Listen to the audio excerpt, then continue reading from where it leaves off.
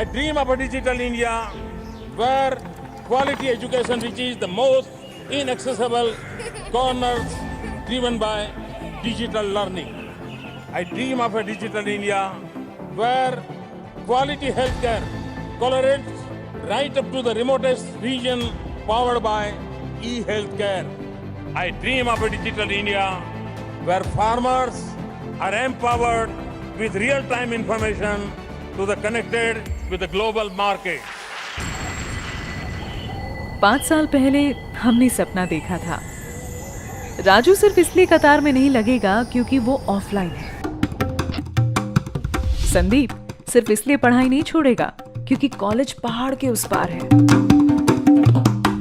सलमा सिर्फ इसलिए स्कॉलरशिप नहीं छोड़ेगी क्योंकि सरकारी दफ्तर उसकी पहुंच के बाहर है। रघु चाचा सिर्फ इसीलिए हमें छोड़कर नहीं जाएंगे क्योंकि उनके पास कोई अपना नहीं है डॉक्टर की अपॉइंटमेंट लेने के लिए लाइन में लगने वाला। डिजिटल इंडिया ने इस झिलमिलाती रोशनी को घर घर तक पहुंचाया है।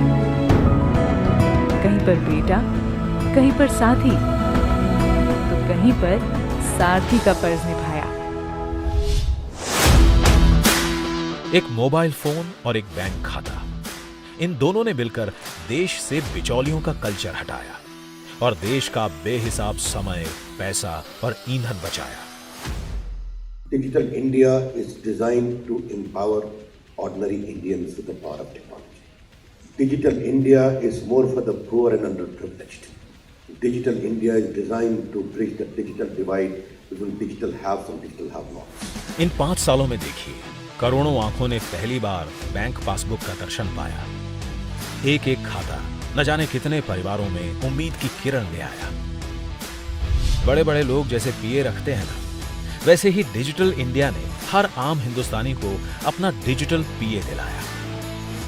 हम कुछ चीजें भूल जाते हैं, पर वो नहीं भूलता। हम खो सकते हैं, पर वो हमारी पहचान नहीं खोने देता। हमारे देश में करोड़ों मोबाइल यूजर्स तो हैं ही, फिर देर किस बात की। इन 5 सालों में डिजिटल इंडिया पूरी सरकार को हमारी उंगलियों के छोर तक ले आया।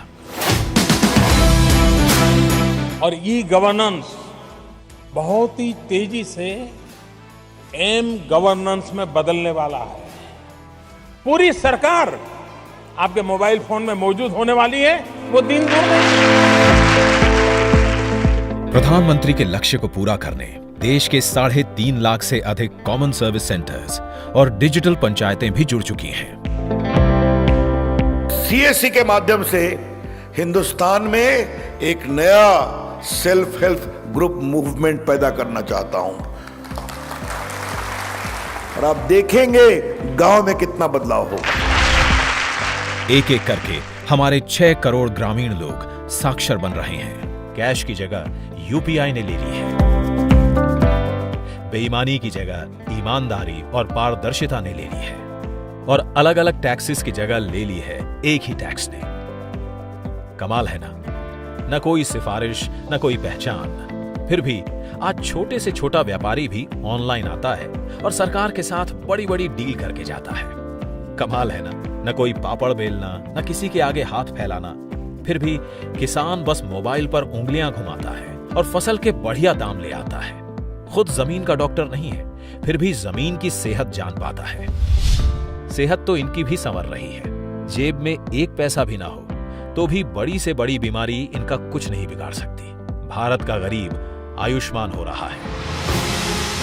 इस 5 वर्ष की यात्रा में सरकार और लोग एक दूसरे के इतने पास आ पाए हैं कि जिनकी आवाज कभी सुनाई भी नहीं देती थी, वो आज सरकार को अपने सुझाव दे पा रहे हैं और सरकार इनकी सुन भी रही है। डिजिटल इंडिया से रोजगार भी बढ़ रहे हैं। मुंह मीठा करिए, आज देश के करोड़ों युवा नौकरी मांगने वाले नहीं, देने वाले बने हैं।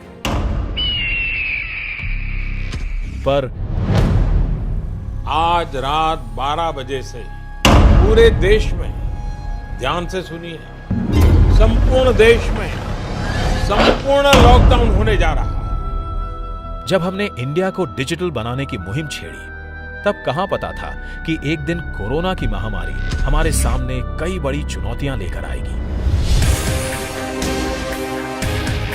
पर अच्छा है, हमारा इंडिया डिजिटल हो चुका था, तो आज कोरोना के बीच भी हम इन कठिन राहों पर चल पा रहे हैं। देखिए, आरोग्य सेतु ऐप हमारा बॉडीगार्ड और उमंग ऐप हमारा दोस्त बनकर हमारे काम निपटा रहा है।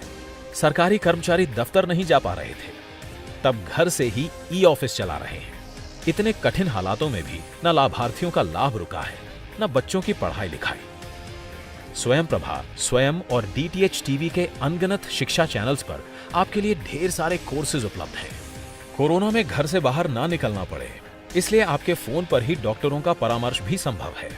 संहार कोविड-19 पोर्टल भी कोविड-19 के खिलाफ लड़ाई में रिसर्चर्स, स्टार्टअप्स और इंडस्ट्रीज को R&D के लिए काफी सहयोग भी मुहैया करवा रहा है।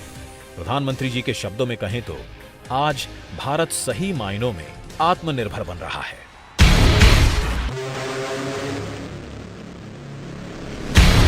पर यह तो बस शुरुआत है।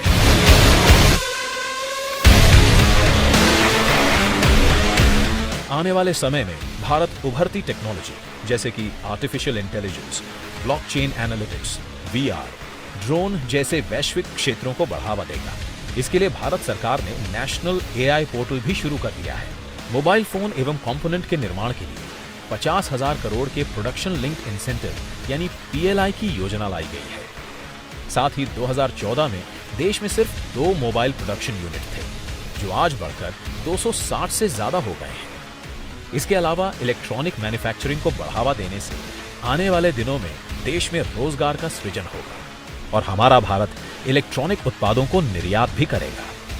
डिजिटल इंडिया देश को 1 ट्रिलियन डिजिटल इकोनॉमी और $5 ट्रिलियन इकोनॉमी बनाने का सपना जरूर पूरा करेगा और देश दुनिया का दूसरा इलेक्ट्रॉनिक मैन्युफैक्चरिंग हब बनने की ओर अपने कदम भी बढ़ाएगा। Artificial intelligence must be used on a priority basis in the field of healthcare, in the field of education, in the field of agriculture. And as an IT minister, we are coordinating that along with NITI Aayog and other bodies so that India becomes a big center of use of new technology, from artificial intelligence to cloud computing to IoT to robotics and many other areas of new technology.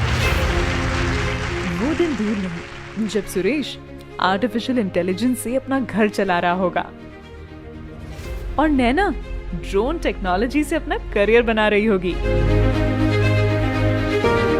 Rahul देश का बड़ा electronic exporter होगा और रीमा होगी blockchain analytics में माहिर देश की प्राउड बेटी। आज प्रधानमंत्री जी का सपना सच हो रहा है। अब भारत अपने अधिकारों से रूबरू हो रहा है। सही मायनों में भारत आत्मनिर्भर हो रहा है। डिजिटल इंडिया, जहां सपने सच हो रहे हैं।